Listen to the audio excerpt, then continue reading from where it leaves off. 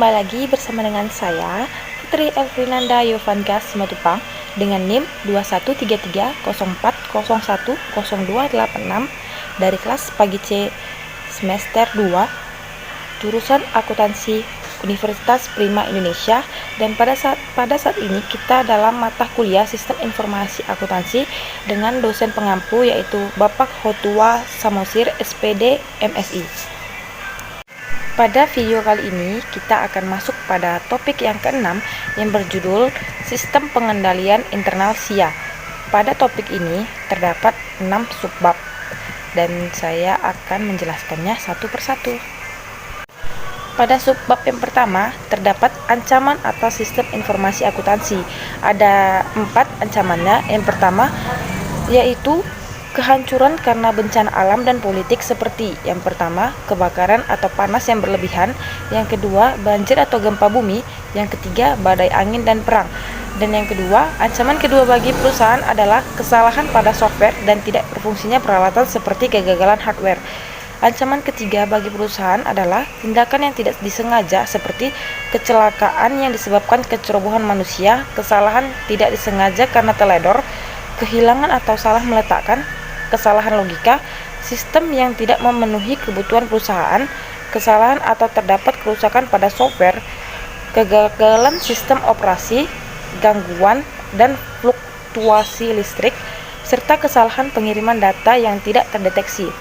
Dan yang ancaman yang keempat yang dihadapi perusahaan adalah tindakan yang disengaja seperti sabotase, penipuan komputer, dan penggelapan. Selanjutnya pada subbab yang kedua yaitu mengapa ancaman-ancaman SIA meningkat, yaitu karena yang pertama, peningkatan jumlah sistem klien atau server memiliki arti bahwa informasi tersedia bagi para pekerja yang tidak baik. Yang kedua, oleh karena LAN dan sistem klien atau server mendistribusikan data ke banyak pemakai, mereka lebih sulit dikendalikan daripada sistem komputer utama yang terpusat. Dan yang ketiga ada WAN memberikan pelanggaran dan pemasok akses ke sistem dan data mereka satu sama lain yang menimbulkan kekhawatiran dalam hal kerahasiaan. Selanjutnya pada subbab yang ketiga yaitu ada tinjauan menyeluruh konsep-konsep pengendalian.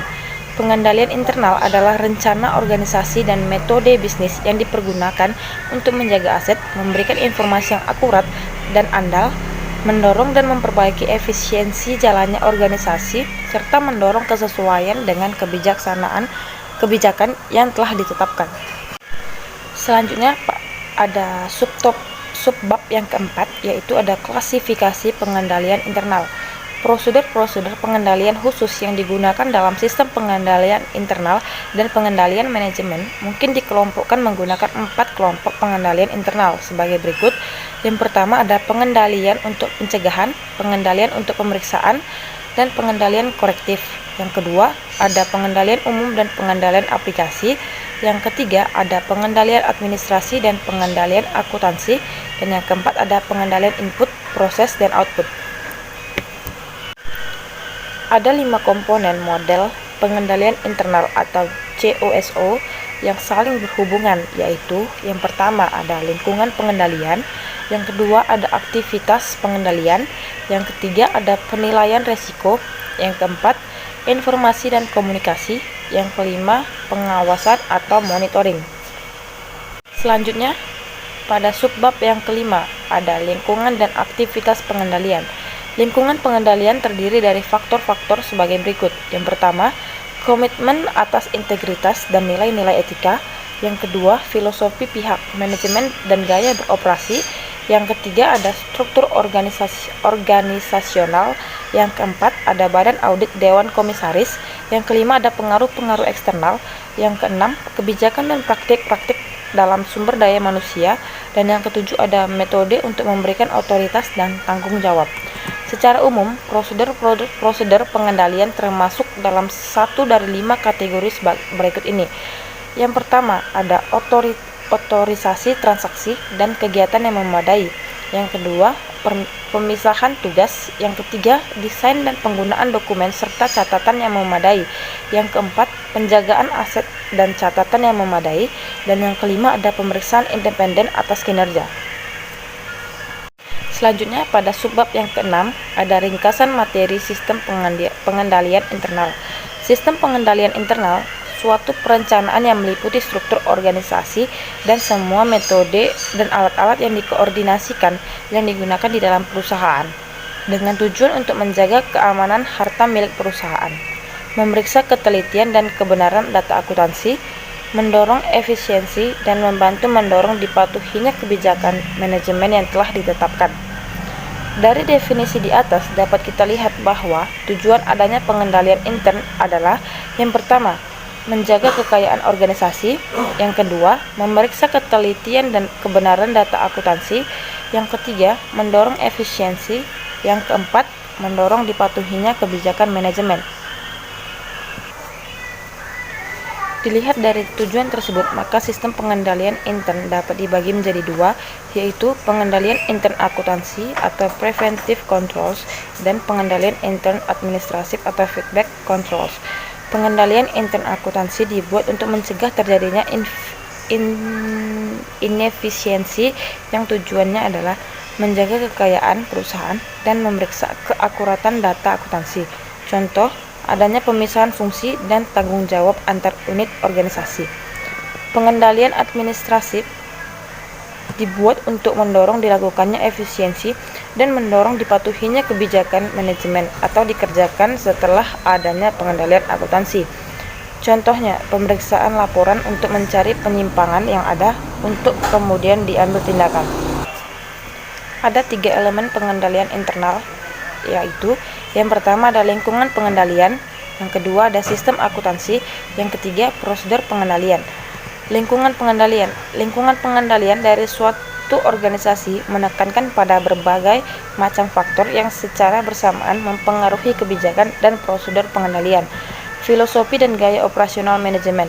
Filosofi adalah seperangkat keyakinan dasar yang menjadi parameter bagi perusahaan dan karyawannya, atau menggambarkan apa yang seharusnya dikerjakan dan yang tidak dikerjakan. Gaya operasional mencerminkan ide manajer tentang bagaimana kegiatan operasi suatu perusahaan harus dikerjakan atau filosofi perusahaan dikomunikasikan melalui gaya operasi manajemen. Struktur organisasi. Salah satu elemen kunci dalam lingkungan pengendalian adalah struktur organisasi. Struktur organisasi menunjukkan pola wewenang dan tanggung jawab yang ada dalam suatu perusahaan atau desentralisasi maupun sentralisasi. Dewan Komisaris dan Audit Komite. Dewan Komisaris merupakan penghubung antara pemegang saham dengan pihak manajemen perusahaan. Pemegang saham mempercayakan pengendalian atas manajemen melalui Dewan Komisaris atau jadi semuanya tergantung dari Dewan Komisaris. Komite audit dibentuk oleh Dewan Komisaris untuk melaksanakan pengawasan terhadap pelaksanaan pengendalian operasional perusahaan. Metode pendelegasian wewenang dan tanggung jawab. Metode pendelegasian wewenang dan tanggung jawab mempunyai pengaruh yang penting dalam lingkungan pengendalian. Biasanya metode ini tercermin dalam suatu bagian organisasi. Metode pengendalian manajemen. Lingkungan pengendalian juga dipengaruhi oleh metode pengendalian manajemen. Metode ini meliputi pengawasan efektif atau melalui pelanggaran, laporan pertanggungjawaban, dan audit internal. Kebijakan dan praktik kepegawaian. Kebijakan dan praktik yang berhubung dengan perekrutan, pelatihan, evaluasi, penggajian, dan promosi pegawai mempunyai pengaruh yang penting dalam mencapai tujuan perusahaan, sebagaimana juga dilakukan dalam meminimumkan risiko. Pengaruh ekstern. Organisasi harus mematuhi aturan-aturan yang dikeluarkan oleh pemerintah maupun pihak yang mempunyai jurisdiksi atas organisasi. Hal tersebut sangat berpengaruh pada pengendalian intern perusahaan. Sistem akuntansi. Sistem akuntansi tidak hanya digunakan untuk menghasilkan laporan keuangan saja, tetapi juga menghasilkan pengendalian manajemen. Prosedur pengendalian. Prosedur pengendalian merupakan kebijakan dan aturan mengenai kelakuan karyawan yang dibuat untuk menjamin bahwa tujuan pengendalian manajemen dapat tercapai. Secara umum, prosedur pengendalian yang baik terdiri dari: yang pertama, penggunaan wewenang secara tepat untuk melakukan suatu kegiatan atau transaksi. Yang kedua, pembagian tugas. Yang ketiga, pembuatan dan penggunaan dokumen dan catatan yang memadai. Yang keempat, keamanan yang memadai terhadap aset dan catatan. Yang kelima, pengecekan independen terhadap kinerja. Penggunaan wewenang secara tepat. Dalam organisasi, setiap transaksi hanya terdiri atas dasar otoritas dari pejabat yang memiliki wewenang untuk menyetujui terjadinya transaksi tersebut. Oleh karena itu, dalam organisasi harus dibuat sistem yang mengatur pembagian wewenang untuk otorisasi atas terlaksananya setiap transaksi. Dengan adanya pembagian wewenang, ini akan mempermudah jika akan dilakukan audit trail, karena otoritas membatasi aktivitas transaksi hanya pada orang yang terpilih. Otoritas mencegah terjadinya penyelewengan transaksi kepada orang lain. Pembagian tugas. Pembagian tugas memisahkan fungsi operasi dan penyimpanan dari fungsi akuntansi atau pencatatan, dan suatu fungsi tidak boleh melaksanakan semua tahap suatu transaksi. Dengan pemisahan fungsi operasi dan penyimpanan dari fungsi pencatatan, catatan akuntansi yang disiapkan dapat mencerminkan transaksi yang sesungguhnya terjadi pada fungsi operasi dan fungsi penyimpanan. Jika semua fungsi disatukan, akan membuka kemungkinan terjadinya pencatatan transaksi yang sebenarnya tidak terjadi, sehingga informasi akuntansi yang dihasilkan tidak dapat dipercaya kebenarannya, dan sebagai akibatnya kekayaan organisasi tidak terjamin keamanannya. Selanjutnya ada dokumen dan catatan yang memadai.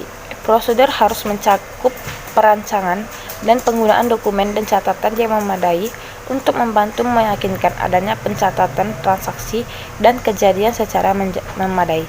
Selanjutnya, dokumen dan catatan yang memadai akan menghasilkan informasi yang teliti dan dapat dipercayai mengenai kekayaan, utang, pendapatan, dan biaya suatu organisasi, atau biasanya dilakukan berdampingan dengan penggunaan wewenang secara tepat. Selanjutnya, keamanan yang memadai terhadap aset dan catatan. Keamanan yang memadai meliputi pembatasan akses ke tempat penyimpanan aset dan catatan perusahaan untuk menghindari terjadinya pencurian aset dan data atau informasi perusahaan.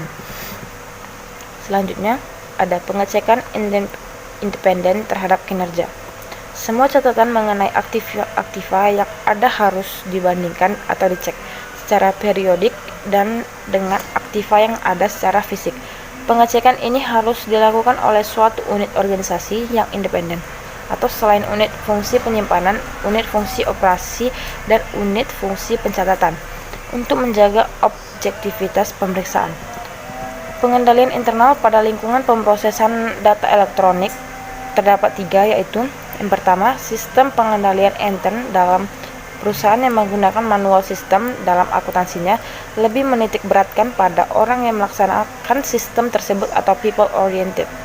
Yang kedua, ada jika komputer yang digunakan sebagai alat bantu pengolahan data, akan terjadi pergeseran dari sistem yang berorientasi pada orang ke sistem yang berorientasi pada komputer atau computer oriented.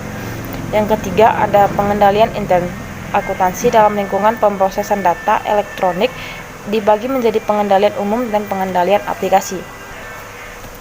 Selanjutnya, pengendalian umum. Pengendalian umum merupakan standar dan panduan yang digunakan oleh karyawan untuk melakukan fungsinya. Unsur pengendalian umum ini meliputi organisasi, prosedur, dan standar untuk perubahan program, pengembangan sistem, dan pengoperasian fasilitas pengolahan data. Selanjutnya ada organisasi. Dalam manual sistem, pengendalian dilaksanakan dengan memisahkan fungsi pokok atau operasi, penyimpanan, dan akuntansi. Suatu transaksi akan dilaksanakan oleh fungsi operasi jika ada otoritas dari yang berwenang. Hasil transaksi akan disimpan oleh fungsi penyimpanan, dan transaksi yang terjadi akan dicatat oleh fungsi akuntansi. Dalam sistem komputer, fungsi pokok tersebut seringkali digabung dalam wujud program komputer, sehingga penggabungan ketiga fungsi tersebut memerlukan metode pengendalian yang khusus. Contoh, dalam sistem manual persediaan barang, pemisahan dilakukan dalam fungsi operasi atau pembelian dan fungsi penyimpanan atau gudang dengan fungsi akuntansi atau pencatatan persediaan, sehingga pada akhir periode dapat dilakukan pengecekan silang antar fungsi untuk mengetahui jumlah sisa persediaan. Dalam sistem komputer, program komputer dirancang untuk untuk membuat keputusan kapan persediaan harus dipesan dan sekaligus dapat menerbitkan dokumen pesanan pembelian jika barang sudah diterima. Maka komputer melakukan pencatatan terhadap barang yang diterima dan membuat dokumen laporan penerimaan barang. Untuk menciptakan sistem pengendalian intern dalam lingkungan PDE, maka perlu diadakan pemisahan fungsi-fungsi berikut. Yang pertama, fungsi perancangan sistem dan penyusunan program. Yang kedua, fungsi operasi fasilitas pengolahan data. Dan yang ketiga ada fungsi penyimpanan program dan kepustakaan. Pemisahan tersebut dilakukan dengan tujuan. Yang pertama, pemisahan ini akan menciptakan cross-check terhadap ketelitian dan kewajaran terhadap perubahan yang dimasukkan ke dalam sistem. Yang kedua, untuk mencegah seseorang yang tidak berhak untuk mengakses komputer. Dan yang ketiga, untuk mendorong efisiensi karena adanya spesialisasi. Pengendalian terhadap sistem dan program. Pengendalian umum yang bersangkutan terhadap sistem dan program meliputi: yang pertama ada prosedur penelaahan dan pengesahan sistem baru. Yang kedua ada prosedur pengujian program. Yang ketiga ada prosedur pengubahan program. Dan yang keempat ada dokumentasi. Pengendalian terhadap fasilitas pengolahan data. Fasilitas pengolahan data meliputi 4 bidang utama. Yang pertama ada operasi konversi data. Yang kedua ada operasi komputer. Yang ketiga ada perpustakaan. Dan yang keempat ada fungsi pengendalian. Kegiatan konversi data terdiri dari pengubahan data dari dokumen sumber ke dalam bentuk yang dapat dibaca komputer, baik dengan metode batch maupun online processing. Pengendalian terhadap operasi komputer meliputi akses ruangan komputer yang terbatas, pembuatan instruksi yang jelas mengenai perubahan data dokumen sumber jadi machine readable from, passwordnya yang digunakan untuk mengatur penggunaan komputer. Pengendalian terhadap arsip data dan program yang disimpan harus dilakukan oleh karyawan perpustakaan dalam tempat yang terlindung dengan baik, meliputi prosedur dalam penyimpanan, penjagaan keamanan fisik terhadap arsip komputer, prosedur pembuatan backup, pengendalian terhadap penggunaan arsip yang disimpan dalam perpustakaan. Sekian penjelasan saya mengenai topik yang ke-6. Dan sampai jumpa di topik berikutnya. Bye-bye.